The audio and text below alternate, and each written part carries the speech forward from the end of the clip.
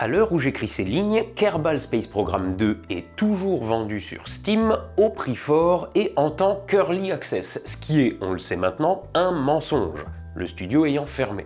Si vous achetez ce jeu comme n'étant pas terminé et que vous espérez des mises à jour à l'avenir, ben comptez pas trop dessus. Mais si, comme moi, vous étiez hypé de fou pour ce jeu et que vous espériez enfin un successeur à Kerbal Space Program premier du nom, un jeu plus beau, plus complet, qui vous permettrait de visiter des étoiles au-delà du système Kerbal, de découvrir des exoplanètes à bord de gigantesques vaisseaux interstellaires, j'ai une bonne nouvelle pour vous. Kerbal Space Program 2 permet enfin tout ça. Une gigantesque mise à jour en a été faite et maintenant, on peut enfin faire tout ce qui nous avait été promis. Bon, à un détail près. Si vous voulez jouer à ce jeu aussi beau que son gameplay est profond, il est d'ores et déjà disponible, mais il ne faut pas le chercher sur la page Steam de KSP2, non, il faut le chercher sur la page de KSP1. Aujourd'hui, je vais vous montrer comment transformer ça en ça. Je vais vous montrer comment, moyennant une manip très simple et gratuite, Kerbal Space Program 1 remplit toutes les promesses de Kerbal Space Program 2 et même plus à deux exceptions près. C'est l'assemblage de gigantesques vaisseaux en orbite et les vastes bases en surface. Et encore, aujourd'hui on va modder Kerbal Space Program 1 et je m'adresse maintenant à ceux qui ont peur de modder leur jeu parce que c'est compliqué ou que ça risque de péter un truc. La manip aujourd'hui va consister à copier un fichier dans le répertoire du jeu et à le lancer. Et toutes les manips qu'on va faire sont réversibles. Franchement, en écrivant cette intro, j'avais l'impression d'écrire l'un de ces articles putaclic qu'on voit sur le net. Une astuce gratuite qui prend 5 minutes et qui transforme un jeu en un autre. Et pourtant, c'est tout à fait vrai. Alors on attaque ?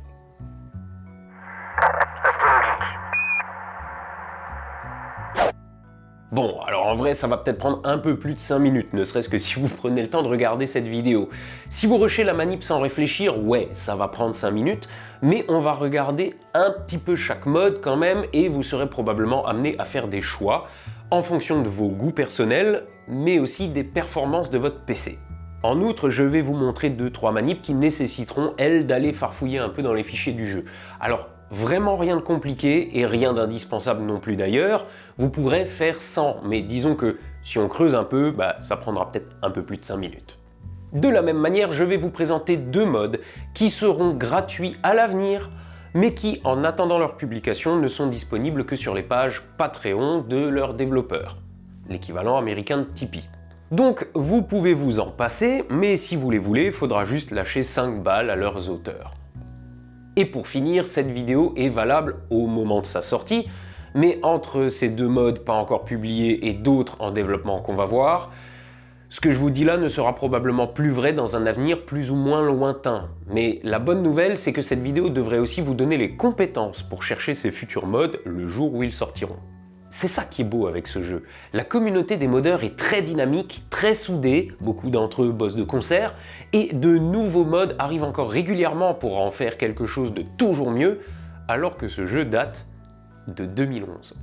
Il existe plus de 6000 modes pour Kerbal Space Program. Bon, évidemment, on va pas tous les installer, ni même les passer en revue. Beaucoup sont très spécifiques, un peu chelous, voire complètement dépassés. Aujourd'hui, on va regarder les plus populaires d'entre eux, mais aussi quelques-uns que j'utilise à titre personnel, et je vous expliquerai pourquoi. Dans ces modes, il y a des trucs dont l'influence sur les perfs du jeu sont imperceptibles, et d'autres qui sont plutôt lourds. Si c'est le cas, je vous en ferai mention. En fonction de votre machine, libre à vous de les essayer et de voir si ça rend votre jeu trop lent ou pas. De toute façon, leur installation ou désinstallation sera l'affaire de quelques clics. Pour préparer cette vidéo, j'ai dû regarder des heures et des heures de vidéos de gens présentant leur mode ou leur version modée du jeu. Pour vous présenter chacun d'entre eux, je ne vais pas systématiquement capturer un avant-après, sinon j'en finirai jamais. Donc je vais repomper des extraits de vidéos piochés un petit peu partout sur YouTube. Je vais aussi rendre à César ce qui appartient à César. J'ai trouvé beaucoup d'informations précieuses dans plusieurs vidéos du youtubeur russe Yakez, infos que je vous redonne ici après les avoir compilées à ma sauce et rassemblées avec le reste de ce que j'ai trouvé. Et tout mis bout à bout, le moins qu'on puisse dire c'est qu'on peut rendre ce jeu vraiment beau. Je vous renvoie aussi vers cette vidéo du youtubeur anglais Matt Lone qui compare KSP2 à KSP1 modé. Bon, spoiler, si KSP2 est un peu joli, il passe son temps à expliquer que sa mission basique pour la démo de sa vidéo est pourrie par les bugs. Bref, commençons. Je vous disais que la communauté autour de KSP est dingue, et le meilleur moyen de l'illustrer, c'est le Comprehensive Kerbal Archive Network, SCAN. SCAN est un soft qui regroupe quasiment tous les modes disponibles pour KSP. Aujourd'hui, on ne va se servir que de ça, sauf pour les modes payants en Early Access et une ou deux modifs manuels dans les fichiers, dont vous pouvez, je le redis, tout à fait vous passer. Donc, pour modder votre KSP, c'est on ne peut plus simple. Dans la description, il y a un lien qui vous emmène vers la page de téléchargement de SCAN. Téléchargez l'exécutable, puis placez-le dans le dossier de votre jeu. Le dossier de votre jeu est un truc qui devrait s'appeler KSP_Win64, qui se trouve probablement quelque part dans votre bibliothèque Steam. Donc copiez simplement SCAN dans ce dossier, lancez-le, et voilà. Bon alors votre jeu n'est pas encore modé pour l'instant, mais SCAN va tout gérer à votre place. Tout ce que vous avez à faire, c'est choisir les modes que vous voulez. SCAN se chargera de les télécharger, de les installer, de vérifier les mises à jour, les conflits entre modes ou les mauvaises versions. Bon alors, à ce moment-là, on a toujours quelqu'un pour demander quand même s'il pourrait pas juste avoir un zip avec les dossiers du jeu à copier-coller dans son répertoire pour pas se faire chier. Alors non, parce que d'une machine à l'autre, les mêmes modes ne tourneront pas aussi bien. Puis il y a aussi toujours la question des goûts. Tout le monde aime pas les mêmes modes. On va amplement en parler. Donc franchement, juste copier-coller un exécutable dans le dossier du jeu et cocher les modes que vous voulez, plus simple je peux pas. Ah oui, si vous installez un mode, que vous jouez au jeu puis que vous le désinstallez, méfiez-vous. C'est probablement une évidence pour plein de monde, mais je le précise quand même. Si votre sauvegarde repose sur ce mode, elle va être corrompue. Par exemple, vous installez un mode de moteur du turfu. Vous faites un vaisseau avec, puis vous le désinstallez. Le fichier de votre vaisseau ne voudra plus s'ouvrir. Idem, si vous en avez un déjà en vol, vous ne pourrez plus le charger. Bon, moi ça me paraît évident, mais j'imagine bien qu'il y a parmi les gens qui vont regarder cette vidéo des noobs qui n'ont jamais modé un jeu, donc bon, voilà. Bref, après cette intro bien trop longue, il est temps d'entrer dans le gras. Donc, pour modder votre KSP, lancez SCAN. Là, vous avez la liste des modes disponibles et là, des infos sur le mode sélectionné et ses différentes versions. Si vous voulez en savoir plus sur un mode, il est en général accompagné d'une page sur le forum de KSP. Vous pouvez aller y lire des infos données par son développeur. Assez souvent, vous y verrez des screenshots qui vous donneront un aperçu de son contenu. Il y a aussi beaucoup de vidéos YouTube dédiées à la présentation de mods. Aujourd'hui, je vais vous les décrire, mais forcément, je vais devoir survoler un peu. Si vous voulez en savoir plus, le lien dans la description du mod est un bon début. On va maintenant installer une grosse série de mods. On va bien évidemment installer des modes visuels pour rendre le jeu beau, franchement beau, mais c'est pas tout. On va aussi ajouter quelques fonctionnalités, dont certaines de KSP2, pour les rares trucs que KSP2 fait que KSP1 ne faisait pas. On va aussi ajouter une tétrachier de pièces de vaisseaux qui vont nous permettre de construire de grosses stations orbitales, mais aussi des bases au sol ou encore des vaisseaux interplanétaires, voire interstellaires. On va ensuite ajouter des fonctionnalités que KSP2 aurait pu ou aurait dû avoir. Et finalement, à quoi bon le voyage interstellaire s'il n'y a pas d'autres étoiles? Donc on va en ajouter, mais aussi un trou noir, des trous de verre, et si vous êtes motivé, des nébuleuses et une étoile à neutrons. Et évidemment, toutes les planètes qui y tournent autour à visiter, etc., etc. Et donc, on va commencer par une première série qui sera surtout de l'intendance. Un paquet de mods ont besoin de dépendance pour fonctionner. SCAN s'occupe de leur installation, mais nous, on va installer manuellement, si je puis dire, une poignée de bibliothèques qui s'avéreront utiles à d'autres mods, ainsi que des correctifs généraux. Donc, une fois que vous aurez fini la liste qui va suivre, votre jeu n'aura pas spécialement changé, on pose juste les bases pour la suite. Et on commence par Module Manager, qui sert à charger les différents mods proprement sans qu'ils se marchent sur les pieds. On enchaîne avec B9 Part Switch. Celui-ci est une dépendance d'autres modes, en plus d'ajouter quelques fonctionnalités mineures, comme pouvoir changer le contenu d'un réservoir. Bon, par contre, ce mode n'est plus tenu à jour, et donc SCAN le détecte comme obsolète. De base, vous pouvez pas le cocher, mais il fonctionne tout à fait. Vous devez juste aller dans l'onglet Version, choisir la dernière en date, et c'est bon. On enchaîne avec Community Resource Pack, Community Category Kit et KSP Community Fixes. Encore une fois, tout un tas de dépendances, ainsi que pour le dernier, une montagne de corrections de bugs et d'ajouts de petits détails bienvenus. Vous pouvez aller voir, mais au pire on s'en fout. Community Tech Tree et Hide Empty Tech Tree Nodes permettront aux nouvelles pièces de s'intégrer dans l'arbre technologique du jeu. Community Part Titles et Community Part Titles Extra Categories vont les ranger proprement dans les différentes catégories du VAB. Filter Extension Plugin fera un boulot similaire. Alors pour être tout à fait honnête, je suis pas sûr de savoir exactement ce que font chacun de ces modes les uns par rapport aux autres. Mais à force de recherche, je suis arrivé à la conclusion qu'il était plus simple de juste les installer et pas poser de questions. Une fois que vous avez coché tout ce petit monde, cliquez sur Appliquer. Scan va télécharger et installer les modes. À mesure que vous en installez, il va vous réclamer l'installation de dépendances. Dites-lui oui. En revanche, il va aussi vous faire des suggestions de modes. Et là, mieux vaut dire non, sinon votre jeu va vite devenir bordélique. Si le titre d'un mode suggéré vous interpelle et vous paraît intéressant, allez plutôt d'abord voir de quoi il en retourne sur le forum KSP. Vous pourrez toujours l'installer après par vous-même. Ok, donc les basiques sont faits, maintenant, rendons le jeu plus beau. Bon alors je vous préviens, on va parler des modes dans un ordre à peu près alphabétique et pas par ordre d'importance, c'était juste plus pratique pour moi à l'écriture. On commence avec Better Kerbal qui va ajouter des flares sur le soleil. Distant Object Enhancement donne une meilleure vue des objets lointains, genre les autres planètes, tout ça.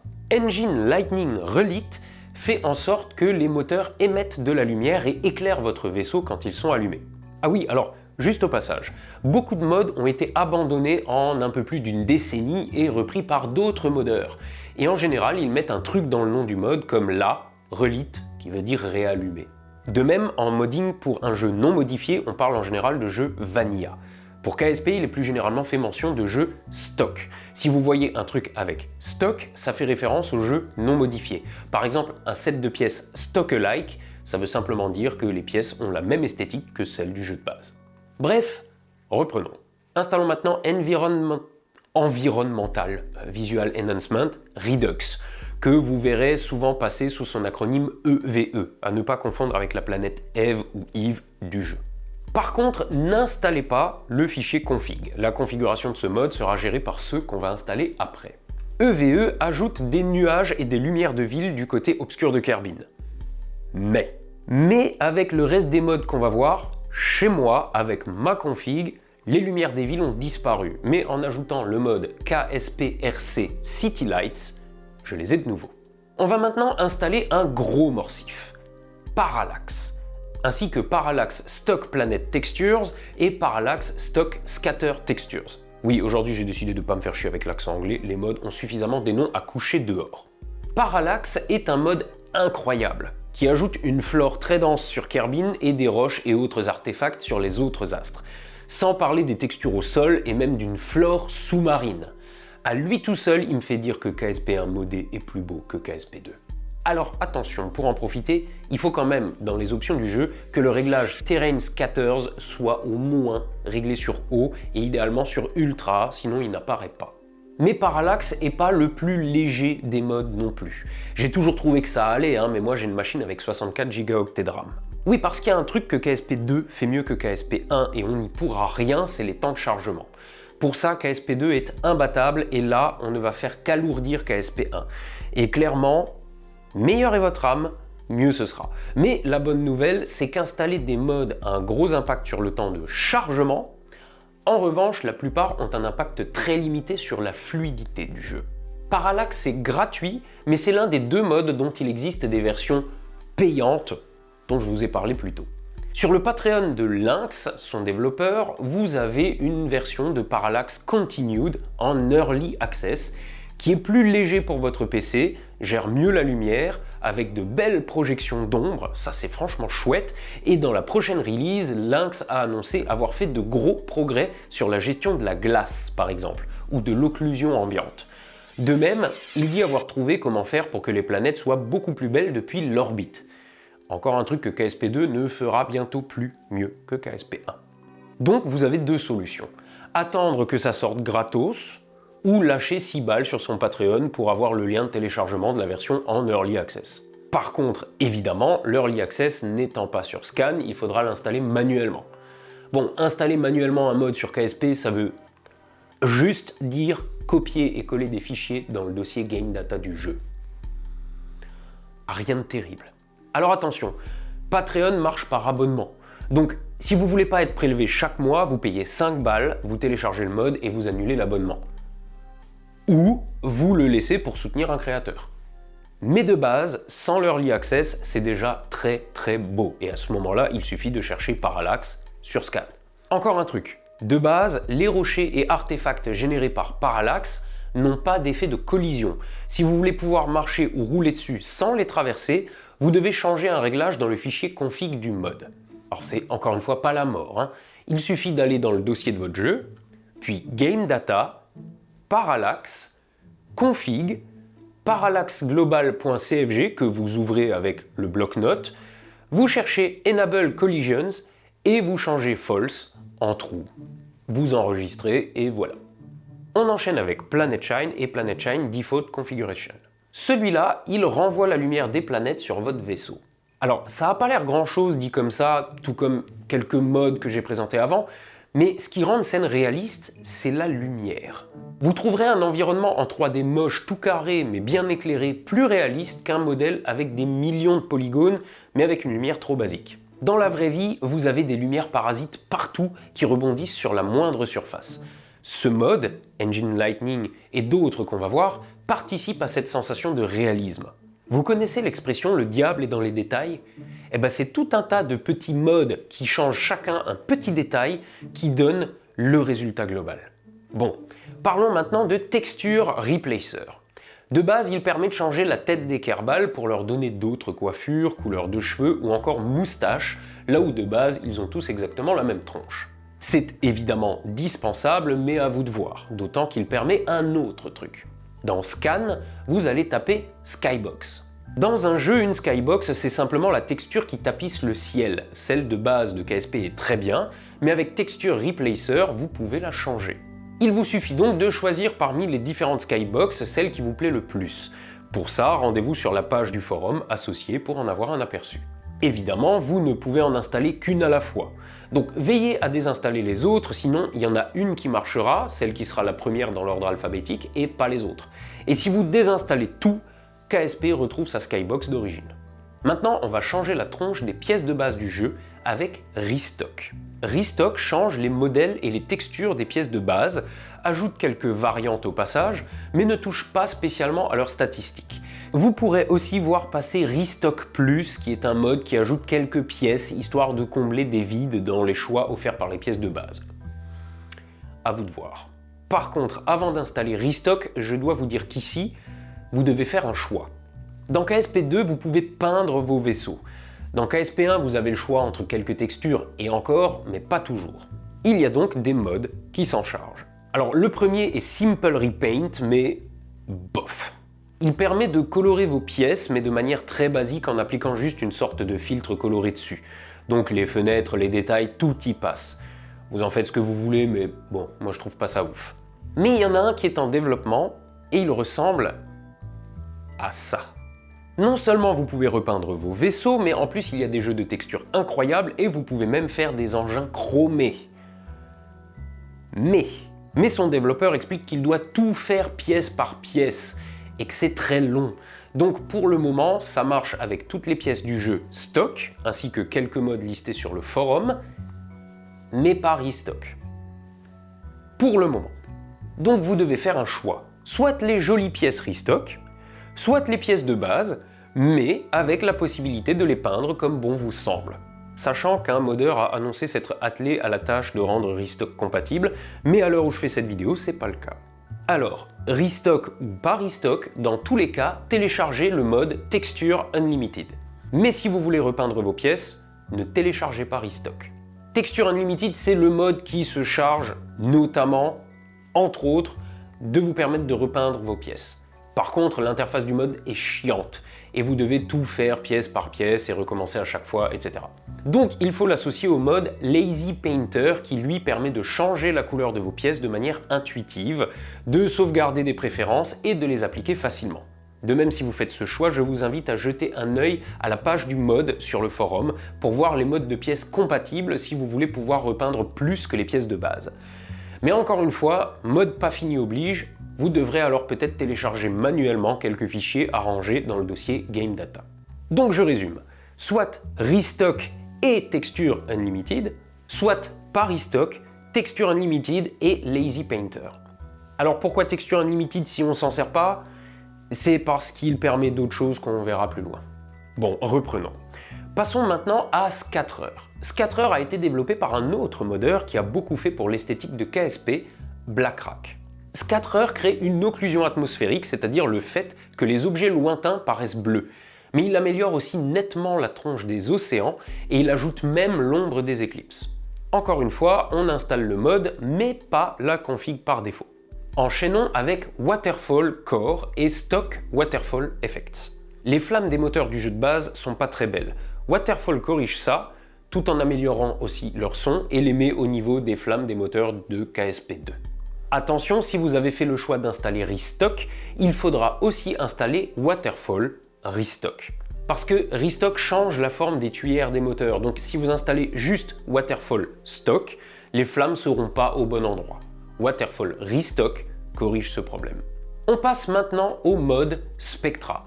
Donc on va installer Spectra, Spectra Scatterer, Spectra Scatterer for Minmus, Spectra Scatterer Joule Shine on Light, Spectra Scatterer Vibrant Sunsets, Spectra EVE Minmus Geysers, Spectra EVE Kerbin and Light Snow, Spectra EVE 64K Kerbin Clouds. Et ça ajoute plein de trucs. Des aurores polaires, de la bioluminescence sur Life, des chutes de neige au pôle ou encore des tempêtes de sable sur Duna. Et comme vous pouvez le voir, ça joue sur les réglages de Scatterer et EVE et c'est pour ça qu'on ne les a pas installés avant. On va maintenant ajouter Shady et Shaby qui gèrent des shaders. Associés à Texture Unlimited qu'on a vu avant, ils permettent par exemple d'avoir des effets de transparence dans les panneaux solaires et les parachutes. Encore une fois, ce sont des détails, mais tous ces détails mis bout à bout, c'est ça qui fait un jeu beau à la fin. Alors, on arrive doucement au bout des modes visuels, donc parlons encore de TUFX.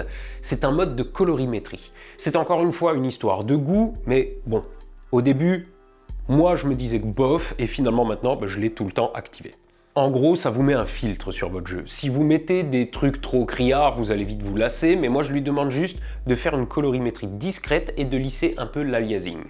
Bon alors attention, pour les plus petites configs, testez-le, mais si il vous prend trop de ressources, il faudra peut-être s'en passer. Passons à Deferred, qui est encore un mode de Blackrack. Celui-ci révise complètement la gestion de la lumière dans le jeu et permet des rebonds de lumière comme j'en parlais précédemment. La lumière ambiante devient beaucoup plus belle et les textures sont gérées selon leur nature. Par exemple, les pièces métalliques deviennent brillantes et on voit des réflexions sur les vitres et les verrières. J'ai eu un bug étrange après l'installation de ce mode. J'avais aucun effet de lumière ambiante. Mais simplement en allant dans les options et en bougeant le curseur de la lumière ambiante, le mode s'est activé. Sans changer le réglage, juste en bougeant le curseur et en le remettant à sa place. Alors, c'est peut-être rien, mais bon, si ça peut en aider certains. Et maintenant, le dernier et non des moindres mode visuel, toujours de Blackrack, Volumetric Clouds. Celui-là, il est vilain. Très vilain. Mais c'est le fameux mode disponible uniquement en Early Access pour le moment. Mais c'est aussi celui qu'on voit partout sur YouTube dans les vidéos de KSP1 en ce moment. Donc, j'ai pas hésité et j'ai mis les 4,80 € pour le Patreon de Blackrack. Blackrack, c'est le mec qui a fait de mon KSP un beau jeu depuis des années déjà avec Scatterer. Alors je lui devais bien ça. Et surtout, ces 5 balles me paraissent n'être tellement rien à côté des 50 balles que coûte cette daube de KSP2. Donc encore une fois, libre à vous de ne pas payer. J'ai moi-même un problème de principe avec les modes payants. Mais a priori, là, on parle quand même juste de l'avoir en avance. Donc bon, faites-en ce que vous voulez.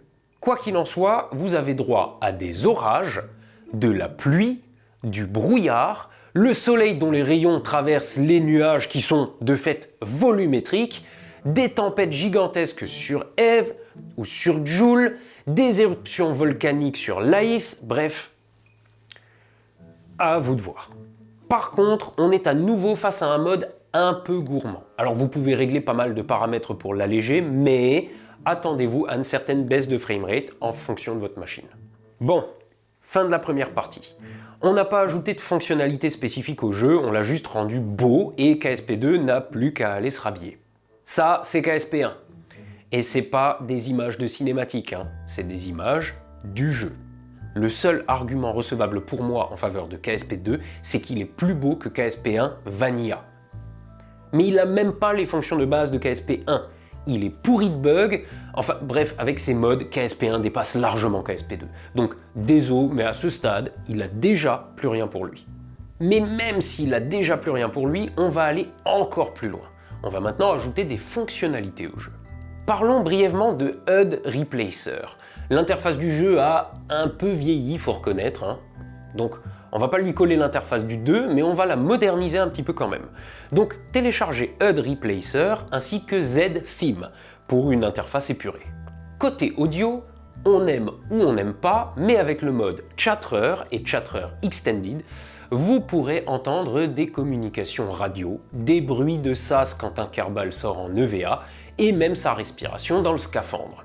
Et avec le mode Ship Effect Continued, quand votre vaisseau sera soumis à une accélération et que vous serez en vue cockpit, vous l'entendrez grincer et vibrer. Quand je pense que KSP2 a même pas de vue cockpit, et quand je pense à ce qu'on va faire après, bon, entrons dans le vif du sujet.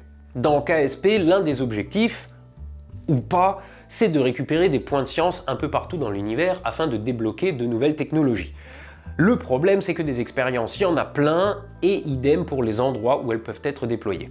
Avec X Science Continued, vous ajoutez une petite interface qui vous dit en permanence quelles expériences peuvent être réalisées là où vous vous trouvez. Ah oui, au fait, les modes visuels fonctionnent à peu près tout seuls, même si certains ont des interfaces de réglage. Mais concernant les modes fonctionnels, beaucoup vont avoir des menus à ouvrir pour s'en servir. Ils se trouvent soit dans la barre en bas, soit sur le côté pendant le vol. Et évidemment, ils s'affichent en fonction du contexte. Par exemple, un mode d'aide à la conception du vaisseau s'affichera dans le VAB et une aide au pilotage pendant le vol, par exemple. Mais donc, si vous installez un mode et que vous voulez vous en servir, ce sera dans ces barres qu'il faudra fouiller. Reprenons. Science Continued est un mode pour gérer les expériences scientifiques, mais j'en ai vu plusieurs autres et je suis pas sûr de pouvoir dire si celui-ci est absolument le meilleur. Il marche bien, il est plutôt complet, mais bon, le jeu et les modes évoluent. Enchaînons avec Antenna Helper. Je vous ai dit précédemment que quand vous êtes loin, vous avez besoin d'antennes de communication avec la portée et le débit suffisants. Certaines s'additionnent, d'autres servent de relais, bref, c'est une mécanique de jeu potentiellement complexe et Antenna Helper vous dit si vos antennes sont suffisantes pour la mission que vous prévoyez.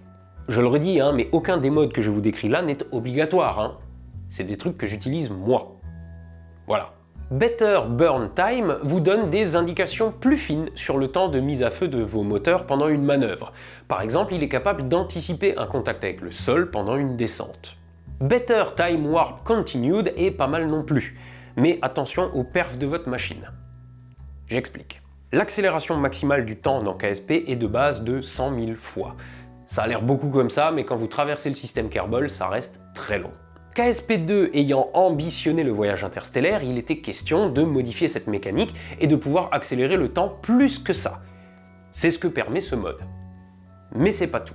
Quand vous utilisez des moteurs avec une très haute impulsion spécifique, je reviens pas là-dessus, j'en ai déjà parlé, ils ont en général une puissance très faible, ce qui veut dire que vous pouvez être amené à les laisser allumer des heures. Or de base, KSP permet une accélération du temps moteur allumé, mais avec un maximum de x4. Donc avec rien qu'un burn de 2 heures, vous restez une demi-heure devant votre PC à attendre que ça se passe. On a vu mieux comme gameplay. En plus de pouvoir permettre une accélération non physique au-delà des 100 000 fois de base, Better Time Warp Continued permet d'augmenter cette accélération physique du temps, rendant les voyages interstellaires ou interplanétaires plus viables dans le jeu. Mais l'accélération physique demande des ressources. Déjà de base, l'accélération x4 peut provoquer des bugs. C'est bien géré dans ce mode qui propose de modifier les taux de simulation. Mais pour avoir la simu au taquet, il n'y a pas de secret, il faut de la puissance de calcul. Donc, je vous laisse tester et voir à quel point ça marche bien ou pas avec votre PC. Mais disons simplement que ce mode est très utile pour les très longues ou très fortes accélérations du temps. De même, concevoir un vaisseau interstellaire demande souvent de faire d'énormes machines qui ne tiennent tout simplement pas dans le VAB ou le hangar. Le mode Hangar Extender efface le VAB et permet de reculer la caméra plus loin pour faire des vaisseaux gigantesques. Bon, on est d'accord, c'est pas très beau, c'est un peu du bricolage, mais ça fonctionne. Ensuite, parlons d'HyperEdit. HyperEdit, c'est un mode de triche. Il apporte tout un tas de fonctions telles que remplir ou vider un réservoir en vol ou déplacer un vaisseau sur son orbite. Donc effectivement, juste dit comme ça, c'est de la triche. Mais si comme moi, vous capturez des images du jeu, c'est quand même plus pratique de mettre le vaisseau là où vous voulez, plutôt que de jouer 2 heures pour pouvoir capturer une image de 10 secondes. Il y a aussi un autre cas où je triche sans vergogne. C'est quand je suis victime d'un bug. Parce que si je fais une connerie qui mène à un crash, c'est ma faute. Ok. Mais si un bug physique me fait exploser un vaisseau, je suis moins d'accord. Et si j'ai pas de sauvegarde qui va bien, par exemple je viens de me taper 3 heures de vol jusqu'à une planète lointaine et je dois tout me retaper, là je triche pour remettre mon vaisseau dans sa position et son état où il se trouvait avant ce malheureux bug. Ça arrive pas tous les jours, mais quand ça arrive, je suis content d'avoir HyperEdit. Le jeu de base permet déjà de tricher, mais HyperEdit ajoute quelques fonctions intéressantes. Donc voilà, comme d'hab, à prendre ou à laisser.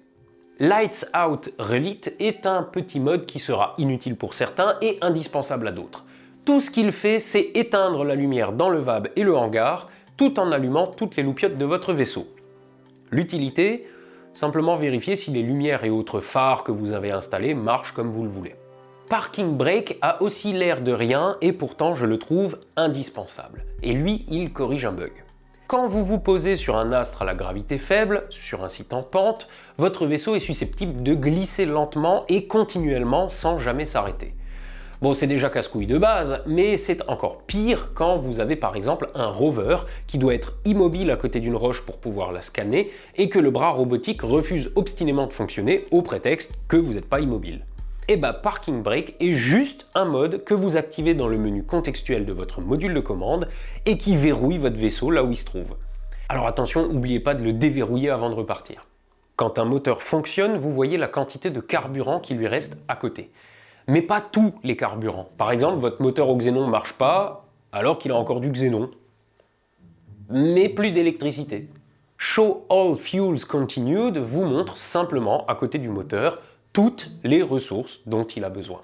The Janitor's Closet est inutile pour le moment, mais sera très utile à ceux qui vont installer des dizaines de modes de pièces. Moyennant un clic droit dessus, vous ouvrez un menu qui permet de n'afficher que certains modes dans votre liste de pièces pour vous y retrouver quand vous en avez des centaines. Tracking Station Evolve est aussi pour moi un indispensable. Dans votre station de communication, le menu à gauche, de base, il est un peu trop basique justement. C'est juste une liste de tout ce qui vole et quand vous aurez 25 satellites de communication, autant de sondes et de vaisseaux dispersés dans l'univers, ça va vite être illisible. Tracking Station Evolve range tous vos vaisseaux par arborescence. Et là, quelqu'un sera peut-être tenté de dire que KSP2 le fait ça. Oui, KSP Modé le faisait des années auparavant. Parlons maintenant de Trajectories. C'est un mode qui indique finement la vraie trajectoire qu'aura votre vaisseau dans une atmosphère, en calculant votre friction dans l'air et ce genre de choses. C'est plutôt utile pour ceux qui veulent faire des atterrissages de précision sur des sites bien particuliers. Par contre, attention, il calcule votre trajectoire en avance et en temps réel, et donc il demande quelques ressources et fera peut-être ramer les petites configs. Et terminons avec VAB Organizer qui ajoute une petite étiquette de couleur à côté de vos pièces pour indiquer leur taille. Ça vous rappelle KSP2 ? C'est pas étonnant. Celui qui a codé ce mode, c'est Nertea, un modeur qui est à l'origine de beaucoup de modes de qualité qu'on va voir maintenant et qui a travaillé sur KSP2. Bref, ça c'était les modes qui ajoutent des fonctionnalités au jeu mais sans trop altérer le gameplay. Maintenant, on va parler des modes de pièces. Quand vous ajoutez des pièces au jeu, celles-ci vont remplir de nouvelles fonctionnalités que les pièces de base ne font pas. Donc là, on va commencer à toucher au gameplay. Je vous préviens aussi, j'ai fait quelques tests de mon côté, notamment sur les temps de chargement et le framerate, pour voir grosso merdo quels sont les modes qui impactent le plus les performances du jeu. Les modes visuels impactent modérément les temps de chargement. Je constate systématiquement un petit freeze au démarrage du jeu, le temps que les modes se chargent, mais ensuite ça va pas trop mal sur une machine correcte. Et par machine correcte, je veux dire un i7 avec 64 Go de RAM et 1080 dans le bide, ce qui équivaut à peu près aux 4060 que vous pouvez acheter aujourd'hui. Ce PC m'a coûté cher il y a 7 ans, mais aujourd'hui ça équivaut à peu près à un PC gamer à 1500 balles. Sur ce PC donc, KSP Vanilla charge à environ 3 minutes 30, et à peu près aussi vite avec uniquement les modes visuels, sauf les nuages volumétriques. Avec les nuages volumétriques, le framerate commence à descendre un peu. Mais avec uniquement les modes de pièces et rien d'autre, si le jeu reste parfaitement fluide, le temps de chargement monte à plus de 5 minutes. Les pièces sont donc manifestement plus lourdes à charger, et avec tous les modes, le temps de chargement dépasse un peu les 8 minutes.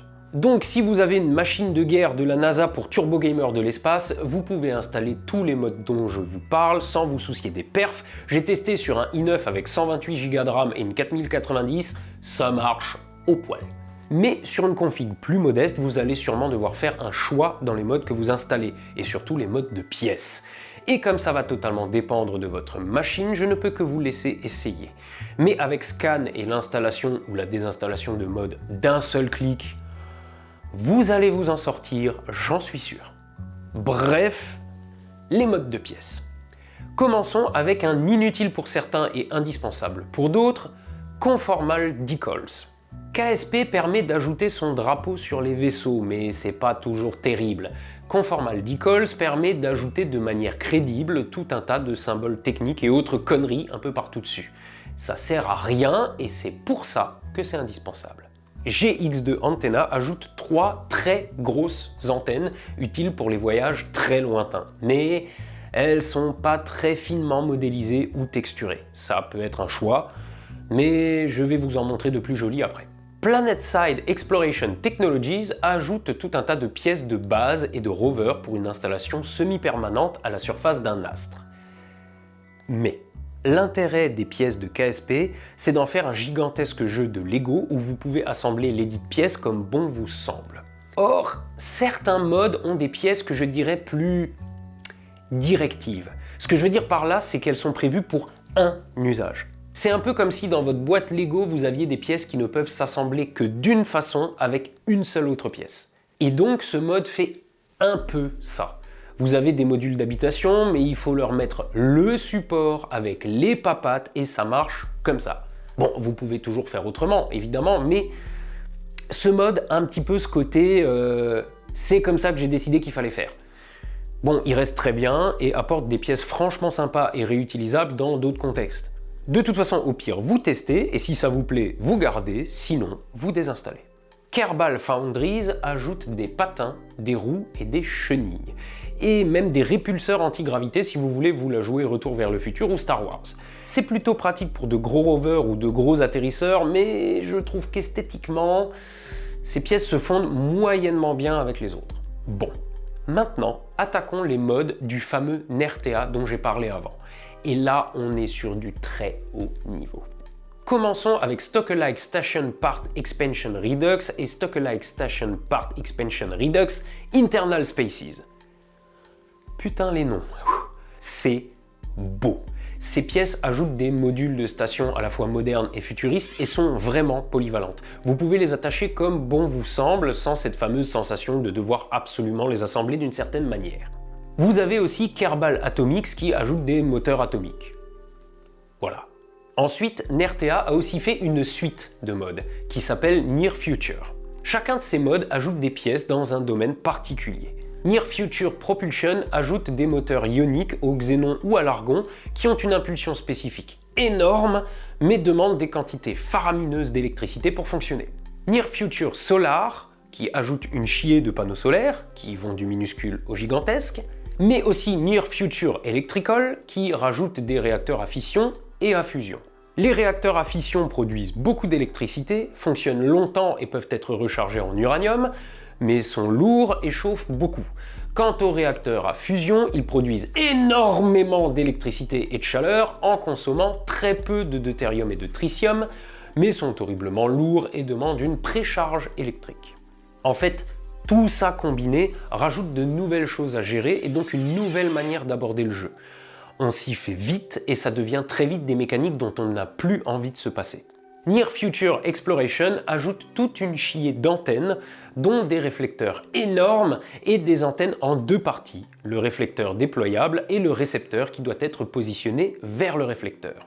Et donc, c'est plus joli que les antennes GX2 Antenna, mais si vous avez la contrainte du nombre de modes de pièces, bon, bref, à vous de voir. Vous avez aussi Near Future Spacecraft qui ajoute des modules de commande. Pour assembler tout ça, vous avez Near Future Construction qui permet de faire des structures gigantesques pour vos vaisseaux interplanétaires.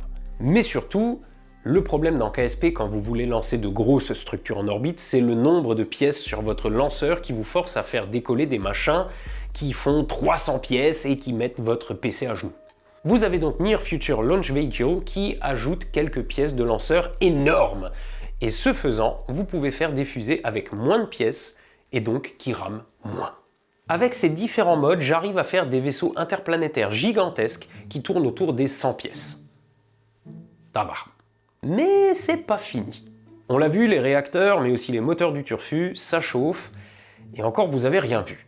Donc vous avez ensuite Heat Control qui rajoute des radiateurs et System Heat qui ajoute une gestion du système de refroidissement. Bon, si vous installez les réacteurs, il faudra aussi les radiateurs. Mais ces salopards ont tous leur température optimale de fonctionnement. Un réacteur qui surchauffe se met en défaut, donc s'il se trouve sur le même radiateur qu'un truc qui chauffe 2 fois plus, il va se couper constamment. System Heat ajoute un système simple de gestion de la chaleur. Vous avez plusieurs boucles de refroidissement sur lesquelles vous mettez ce que vous voulez. Par exemple, la boucle 1 comporte un réacteur nucléaire et un radiateur qui lui est dédié, tandis que la boucle 2 comporte un moteur qui surchauffe à balles et 4 radiateurs rien que pour lui. Et les deux boucles ne sont pas à la même température. Bon, alors encore une fois, ça a l'air compliqué dit comme ça, mais on s'y fait très vite. Si votre seule expérience avec KSP c'est 10 minutes de KSP Vanilla, ok, c'est sûr que ça va faire trop là tout de suite. Mais si vous avez 10 ans sur le jeu, ces mécaniques le rafraîchissent vraiment et lui font une nouvelle jeunesse. Parlons maintenant de deux autres modes encore un poil compliqués. Far Future Technologies et Space Dust. Far Future Technologies ajoute une série de moteurs avec des impulsions spécifiques de débiles. Par exemple, plus d'1 million pour celui-là. On est clairement sur des moteurs interstellaires. Mais ces salopards consomment des carburants exotiques comme de la nuclear salt water, je sais pas trop comment traduire ça proprement, je dirais une sorte de solution de sel d'uranium, ou encore de l'antimatière. Évidemment, ils surchauffent tous comme les flammes de l'enfer, mais vous permettent de balancer un vaisseau à 100 km/s les doigts dans le nez. L'antimatière par exemple est rigolote. Elle fournit une poussée de fou furax, mais votre vaisseau doit constamment être alimenté en électricité pour maintenir le champ de confinement, et sans électricité, le réservoir d'antimatière explose. Les moteurs sont aussi et évidemment énormes, sinon c'est pas rigolo, et l'idée de ce mode, c'est justement de pas vous rendre la vie trop facile. Ces moteurs sont incroyablement efficaces, mais demandent un peu plus que juste être accrochés sous un réservoir. Ils demandent de l'électricité pour la plupart et un gros refroidissement. Quant à Space Dust, c'est un mode qui ajoute des pièces permettant de récupérer les ressources de ces moteurs dans l'espace, allongeant ainsi encore votre autonomie. Des capteurs vous permettent de détecter des gaz rares dans le vide de l'espace et de les récupérer, ou ces excavateurs de creuser la surface des autres astres dans le même but. Vous avez même une usine à antimatière. Bon courage pour foutre ça en orbite. Bref, cette série de modes de NERTA fait vraiment ce que j'attendais de KSP2. Il nous donne les outils pour des vaisseaux interstellaires. Bon, maintenant on va parler de modes qui sont assez populaires mais que j'utilise pas, et je vais vous dire pourquoi. Et cette raison fera peut-être que vous allez les vouloir. Il y a d'abord KSP Interstellar, qui ajoute lui aussi des moteurs interstellaires et d'autres pièces du genre. J'aime pas. Pour plusieurs raisons. D'abord, ces pièces sont, pas très belles. Déjà, à côté des pièces stock, les textures et les modèles font grossier. Mais à côté des modes de NERTA, je les trouve même carrément moches. Et surtout, ça ajoute une difficulté de gestion que je trouve superflue. Les modes de NERTA sont équilibrés, avec plusieurs ressources à gérer, mais on arrive bien à en faire le tour. Ce mode-là ajoute plein de carburants exotiques et compliqués, qui, je trouve, font trop. Donc, c'est trop pour moi, mais si vous aimez la gestion complexe, ça sera peut-être parfait pour vous. Dans le même style, il y a une série de modes de gestion de base qui commencent tous par USI, USI Colonization System, Exploration Pack, etc. Ils sont très complets et vous permettent de faire des bases très complexes avec des chaînes de gestion de ressources, etc. Ça transforme KSP en un jeu de gestion. Si ça se trouve, c'est exactement ce que vous cherchez, mais c'est pas mon cas. Enfin, j'aurais aimé une gestion de base dans KSP2, mais je sais pas, ces mécaniques-là me laissent de marbre. Encore une fois, à vous de voir, hein. Ces modes sont populaires, donc ça doit bien plaire à du monde. Le dernier dans cette liste, c'est Kerbal Planetary Base System.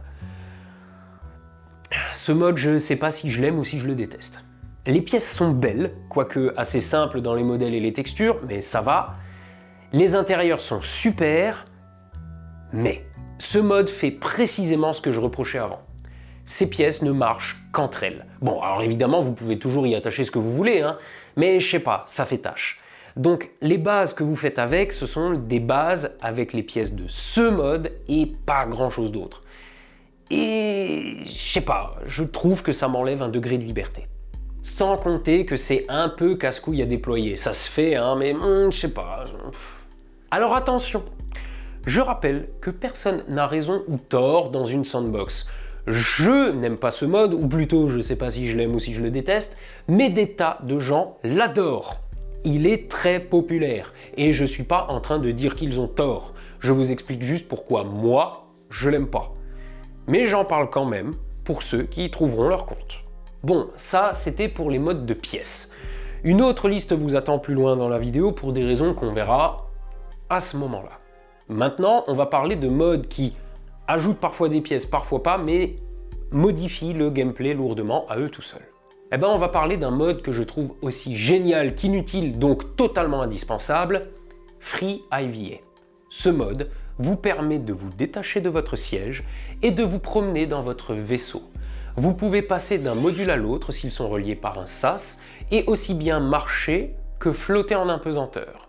Vous pouvez même flotter en apesanteur et aller dans une roue de hamster pour y marcher. C'est génial, c'est juste génial. Je sais pas si en termes d'immersion, il y a un meilleur mode que celui-là.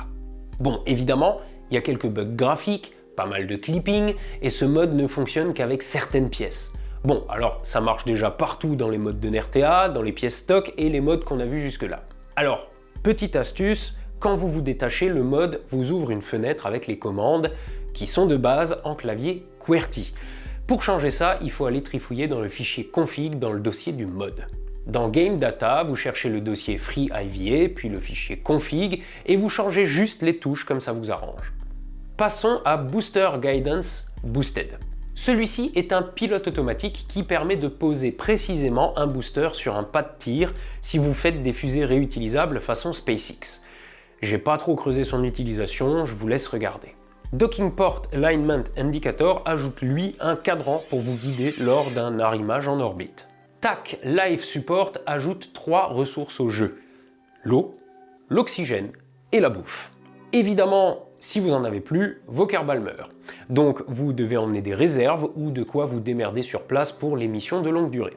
Ce mode fonctionne de concert avec plein d'autres. Par exemple, dans Stock-alike Station Part Expansion Redux ou Planetside Exploration Technologies, vous avez des modules d'hydroponique qui recyclent l'eau sale, les déchets et le CO2 en faisant pousser des plantes.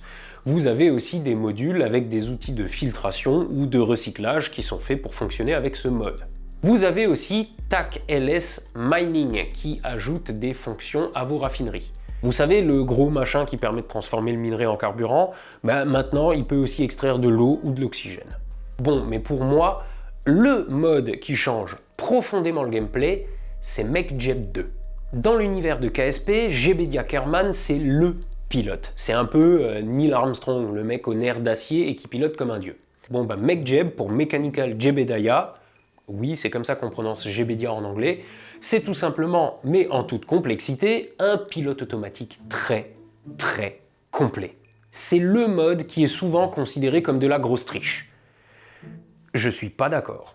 D'abord parce que pour la 1000e fois, KSP est une sandbox, donc chacun fait ce qu'il veut, et surtout parce que dans la vraie vie, on pilote pas un vaisseau spatial, sauf situation d'urgence. Tout se fait automatiquement avec un pilote automatique. Même les premiers vols spatiaux étaient faits comme ça. Yuri Gagarin n'a rien fait durant son vol à part noter ses impressions. Et quand les ricains envoyaient des singes dans l'espace, vous croyez qu'ils pilotaient?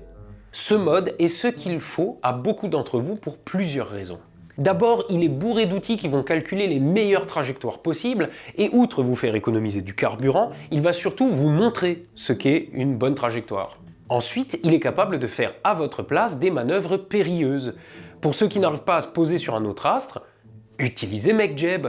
Alors certes, vous allez regarder votre vaisseau se poser tout seul, mais au moins, vous ne faites pas un trou frustrant dans le sol et vous pouvez ensuite vous promener à la surface de la Lune. Et si vous ne savez pas comment opérer une manœuvre, MechJeb peut la faire pour vous. Il demande un petit temps d'apprentissage pour comprendre tout ce qu'il est capable de faire, mais ensuite il permet vraiment de tout faire. De la moindre manœuvre de rendez-vous jusqu'à l'atterrissage, en passant par le transfert interplanétaire ou même un docking assisté. Regardez, ça par exemple, c'est un diagramme qui vous montre vos fenêtres de transfert vers un autre astre et la delta V nécessaire en fonction du moment du départ et le temps du transfert. Et surtout, MechJeb calcule vos manœuvres, mais rien ne vous empêche ensuite de les effectuer vous-même. Bref, moi je peux plus m'en passer. C'est de la triche? J'en ai des cales aux mains, tellement je m'en branle. Bon, par contre, de base, MechJeb vient avec une pièce à fixer au vaisseau, et ses fonctions se débloquent petit à petit dans l'arbre technologique. Si vous voulez vous passer de la pièce à coller sur votre vaisseau, ajoutez MechJeb and Engineer for All, qui va l'ajouter automatiquement à tous les modules de commande. Et MechJeb Embedded Universal vous le rendra accessible dès le début du mode carrière. Ou l'inverse, je suis pas sûr, mais... Bon, ça c'était pour les modifications du gameplay. Maintenant parlons de modes qui modifient le gameplay par l'ajout de pièces. Commençons par un autre mode de NERTA, Universal Storage 2 Finalized. Il ajoute pas mal de pièces parce que c'est un système de stockage. Et si je dis qu'il modifie le gameplay, c'est parce qu'il ajoute notamment plein de trucs fonctionnant avec le mode TAC Life Support. Il modifie aussi la manière d'embarquer les expériences scientifiques tout en ajoutant de nouvelles. Real Chute Parachute System ajoute de nouveaux parachutes et surtout une nouvelle manière de les gérer. Vous pouvez choisir en quoi ils sont faits, ce qui peut les rendre plus légers mais fragiles, ou plus lourds et résistants, mais aussi les redéployer, les couper automatiquement, bref, à vous d'explorer. Et avec Real Chute for Stock, vous ajoutez ces fonctions au parachute de base. Deep Freeze Continued est intéressant et fonctionne aussi avec TAC Life Support. Il ajoute quelques pièces, pas forcément très jolies, mais qui permettent, vous l'aurez deviné, de congeler vos kerbals. Pourquoi? Parce qu'un kerbal en cryostase ne consomme pas d'oxygène ou de bouffe pendant un vol interstellaire. Il y a plein de petites mécaniques annexes et désactivables, comme le temps que mettent les kerbals à se réveiller, ou le fait que vous devez toujours avoir une alimentation électrique pour les garder en vie.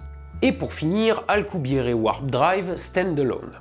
Je vous ai parlé du mode KSP Interstellar qui est assez complexe. Son développeur a décidé d'en extraire une fonctionnalité et de la proposer à part. C'est une série de moteurs Alcubierre. Et oui, pour la peine, ça se prononce Alcubierre et pas Alcubierre. Bref, ce sont des moteurs de distorsion. Moyennant de l'électricité, ils génèrent de la matière exotique qui crée une bulle de distorsion et vous permet de voyager plus vite que la lumière. Attention, ce qui dépasse de la bulle ne vous suivra pas.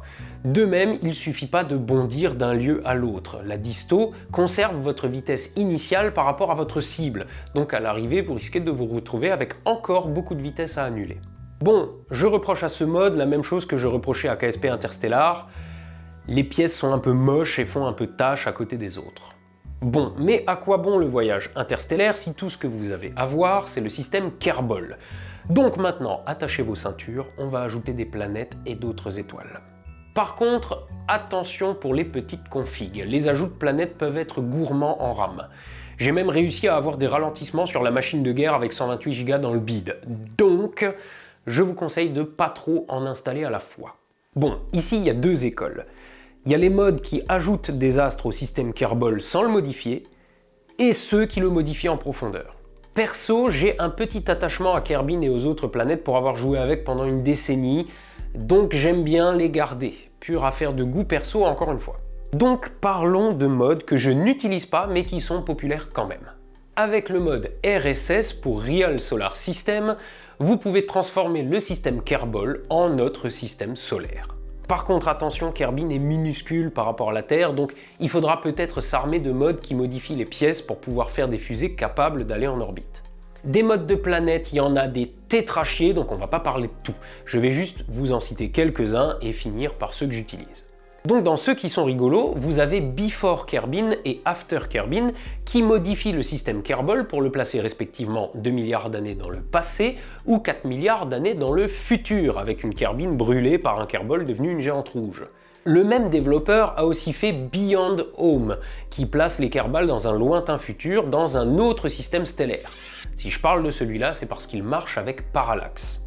Parallax, rappelez-vous, celui qui fait des super surfaces d'astres. Oui, parce que le problème, là aussi, c'est que depuis que j'ai goûté à Parallax, j'ai du mal à m'en passer. Et il y a des tas de modes de planètes qui ajoutent des astres, certes très jolis en orbite, mais une fois à leur surface, ça fait un peu vide. Dans le style, on va maintenant parler de modes qui conservent le système Kerbal, mais ne fonctionnent pas avec Parallax. Pour l'instant. Je sais pas de quoi l'avenir est fait. Vous avez d'abord Quackpack qui ajoute 3 planètes et 2 lunes en dedans de l'orbite de Moho. Et ceux qui sont déjà allés sur Moho savent qu'en termes de delta V, c'est pas forcément la visite la plus simple. En plus, là, vous allez être tellement près de Kerbal qu'il vous faudra faire gaffe à la surchauffe. Bref, c'est pas forcément les plus simples à visiter. Vous avez ensuite The World Beyond. Celui-ci est joli et ambitieux, et d'ailleurs probablement trop ambitieux pour la mémoire RAM de certains d'entre vous. Je l'ai trouvé particulièrement lourd. Le dev y a aussi mis un petit côté, je sais pas, une sorte de mood un peu RPG avec chaque étoile qui a l'air d'appartenir à une faction. Bref, il y a énormément d'astres, plusieurs étoiles dans le voisinage de Kerbin, des trucs rigolos comme une étoile au sein d'une nébuleuse ou une étoile à neutrons. Mais pas de parallaxe, donc les surfaces des astres sont un peu vides. Un dernier pour la route. Real Exoplanets. Celui-ci place quelques étoiles voisines du Soleil autour de Kerbin, avec les planètes qu'on y a découvertes. Vous avez Proxima du Centaure ou le système Trappist, version KSP. Mais là encore, une fois à la surface, c'est tristement vide. Et c'est aussi super loin. Par rapport aux autres modes que je vous cite, ces étoiles-là sont à une distance faramineuse, alors que c'est le voisinage du Soleil, ça remet les distances spatiales en perspective. Bon, parlons maintenant de ceux que j'ai installés pour moi. Commençons par Outer Planet Mods Parallax with Scatters. Le système Kerbal est calqué sur le système solaire, sauf qu'il s'arrête à Joule. Outer Planet Mods poursuit jusqu'à Pluton, et ça marche avec Parallax et Scatterer. Vous avez aussi Minor Planet Expansion qui ajoute quelques astéroïdes et planètes mineures inspirées de notre système solaire, et ça marche avec Parallax, au détail près qu'il faut aller sur la page du mode, télécharger un fichier config et l'installer manuellement. Histoire de compléter le système Kerbal, on peut encore y faire un truc, y ajouter des astéroïdes. De base, le jeu permet d'en détecter à la proximité immédiate de Kerbin. Avec le mode Custom Asteroids Inner Stock System Data et Custom Asteroids Kuiper Belt Analog for OPM, ils se mettent à apparaître un peu partout. Bon. Et maintenant, parlons de ce que je considère, et je dois pas être le seul, comme le plus beau mode de planète de KSP, et qui évidemment marche avec Parallax. Xalbello System et Xalbello System 8K Textures. Ça, c'est aussi l'œuvre de Blackrak, et le mec est vraiment, mais alors vraiment pas un tocard. Et c'est quand je vois ce que ce mec a accompli sur son temps libre que ça me fait vraiment relativiser les compétences d'Intercept Games. Le mec a créé un trou noir avec son disque d'accrétion et un effet de distorsion spatio-temporelle autour. Ce système, centré autour du trou noir Xalbello, comporte plusieurs étoiles qui lui gravitent autour, plus ou moins loin, avec chacune des planètes très originales. En termes d'impact sur la RAM, je trouve que ça va largement parce que je sens pas spécialement de rallonge sur le temps de chargement avec ce mode-là. Et putain, le mec est vraiment un fou furax. Ça demande soit un voyage interstellaire pour y aller, soit, comme le mode est clairement inspiré du film Interstellar, attention, spoiler, vous pouvez, moyennant le mode Outer Planet Mods, trouver un trou de verre caché qui orbite autour de l'équivalent de Saturne et passer dedans pour aller jusque là-bas. Et pendant ce temps, sur KSP2, ça se pignole parce que maintenant il y a un arbre technologique, comme KSP il y a 10 ans. Franchement, ce mode est magnifique. Bon, pour les modes de planète, je l'ai dit, il y en a des tétrachiers. On va pas tous se les faire, je vous suggère de faire vos propres recherches, comme dirait mon voisin anti-vax. Je voudrais maintenant vous parler d'un dernier mode que j'utilise avant de passer à une liste de modes que je n'utilise pas. Un truc que j'attendais dans KSP2, c'était de pouvoir assembler des vaisseaux en orbite avec un éditeur comme dans le VAB, et pas juste en dockant pendant des heures des modules gigantesques que j'ai d'abord dû mettre en orbite. Idem avec des bases au sol depuis lesquelles on aurait pu assembler des vaisseaux et les lancer. Alors, pour le chantier spatial, à part passer des heures à docker vos modules, j'ai pas de solution. Pour l'instant. Pour la base au sol, j'ai une solution de bricolage. C'est Kerbal Construct. Kerbal Construct est un mode qui vous permet d'ajouter des bâtiments, comme le VAB par exemple, là où vous voulez, à condition uniquement que vous ayez un véhicule posé à proximité. Bon, pour le fonctionnement du mode, je préfère vous envoyer chercher un tuto ou deux sur YouTube, mais c'est rien de bien compliqué. En gros, vous pouvez créer d'autres centres spatiaux en réutilisant les modèles de bâtiments de base du jeu et définir les pas de tir comme fonctionnels, ce qui vous permet ensuite de lancer des vaisseaux depuis là où vous les avez placés. En installant ce mode de base, vous ne tapez pas dans votre RAM parce que ces modèles ne sont pas soumis à la physique du jeu. Mais forcément aussi, ça manque un peu d'interactivité. C'est pas vraiment le KSC, vous pouvez pas vous rendre dans les bâtiments, juste définir des pas de tir. Si vous voulez ajouter des modèles de bâtiments, vous pouvez, il suffit dans Scan de choisir comme filtre Buildings. Un mode très joli, c'est Omega's Stock-alike Structures, qui ajoute tout un tas de bâtiments en utilisant les textures de base du jeu, et donc avec un impact limité sur la RAM, encore une fois. Mais ces bâtiments ont tous la tronche de structures qui se trouvent dans une atmosphère respirable, et j'ai pas encore trouvé le joli mode qui ajoute des modules de base spatiale. Donc voilà, c'est du bricolage, mais ça marche. Encore une fois, KSP est encore en train d'évoluer avec de nouveaux modes, et donc si ça se trouve à l'avenir, on aura de jolies bases, peut-être pas super fonctionnelles, mais jolies quand même. Voilà, on a enfin fait le tour de mes modes, et on en a déjà vu quelques-uns que je n'utilise pas parce que c'était raccord d'en parler à ce moment-là. Mais je vous ai gardé pour maintenant une liste de modes qui pourraient vous intéresser et que je vous donne en vrac. Ce sont principalement des modes de pièces. Vous avez Airplane Plus et Kerbal Aircraft Expansion qui ajoutent une pelletée de pièces d'avion et BD Armory qui ajoute des armes et des bombes. J'ai jamais trop fait d'avion dans KSP, mais il semblerait que plein de gens s'en servent comme d'un simulateur de vol et même de combat aérien sans jamais aller dans l'espace. Donc si c'est votre kiff, ces modes sont pour vous. Il existe aussi un mode multijoueur, mais je sais pas lequel, j'ai jamais testé et il paraît que la stabilité est relative. À vous de voir. Mais si vous voulez un jeu plus axé là-dessus sans vous emmerder, envisagez Kit Bash, le nouveau jeu développé par Harvester, le créateur de Kerbal Space Program. Il est dans la même vibe, à savoir un éditeur avec les mêmes mécaniques, pour faire des véhicules radiocommandés cette fois, et un mode multijoueur pour se foutre sur la gueule. Ensuite, je vous ai dit que moi ce que j'aime c'est de pouvoir construire ce que je veux, et pas ce que le mode veut que je construise. Mais si vous voulez construire des vaisseaux en particulier, vous avez des modes de pièces dédiés. Coatl Aerospace vous permet de recréer des sondes réelles. Artemis Construction Kit vous permet de faire un lanceur SLS. Blue Dog Design Bureau vous permet de faire des vaisseaux Mercury, Gemini et Apollo. Tantares, à l'opposé, vous permet de faire des lanceurs et vaisseaux russes. Aptech vous permet de construire l'ISS. Shuttle Orbiter Construction Kit, c'est dans le nom. Vous avez aussi des modes, plusieurs, dédiés aux lanceurs SpaceX. Enfin bon, vous voyez, ça n'en finit jamais. Les limites, c'est votre imagination. Et la puissance de votre machine. Si vous allez sur le site SpaceDock, vous pouvez découvrir tout un tas d'autres modes. Un bon moyen d'en trouver des bons, c'est de les trier par popularité. Je doute pas qu'il existe des perles totalement inconnues, mais si des dizaines de milliers de gens en ont téléchargé un, c'est peut-être qu'il est bien. Et sur kerbalx.com, vous pourrez trouver des modèles de vaisseaux à télécharger et insérer dans votre sauvegarde. Voilà! On a fait le tour et en même temps, pas du tout. Mon installation comporte un peu plus d'une centaine de modes et de dépendances, là où il existe, je le disais, plus de 6000 modes. Donc si vous regardez cette vidéo en prenant quelques notes, vous devriez réussir à vous faire une liste de modes qui vous conviennent.